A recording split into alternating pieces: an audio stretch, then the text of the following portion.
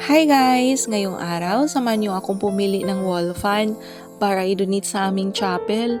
July 22, 2024, nakatanggap ako ng email na mayroon na tayong sahod from YouTube after 1 year. Imagine guys, after 1 year.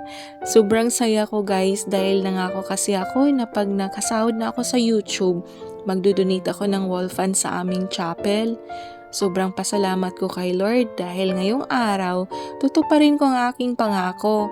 Nagpapasalamat din ako sa inyong lahat guys, sa aking mga gifters and members, at sa aking mga supporters.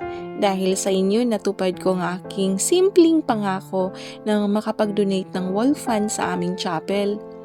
Ito pala ang aming chapel guys, hindi pa siya 100% natapos, marami pang aayusin.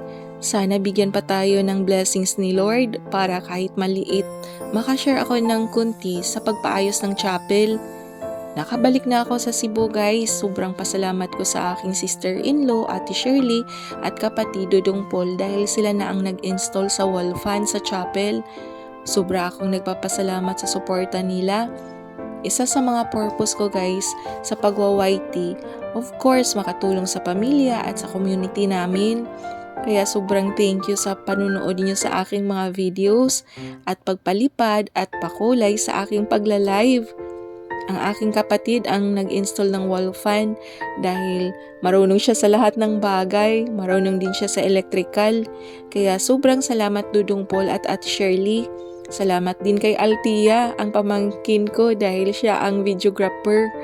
Alam niyo ba guys, sarap sa feelings na kahit maliit nakashare ako ng bagay sa aming chapel. Laking tulong kasi ito para hindi mainitan ang mga nagsisimba. Kaya sobrang salamat sa inyo guys. Dahil sa inyo, nakapag-donate ako ng 2 wall fan. Ayan, salamat at God bless us all.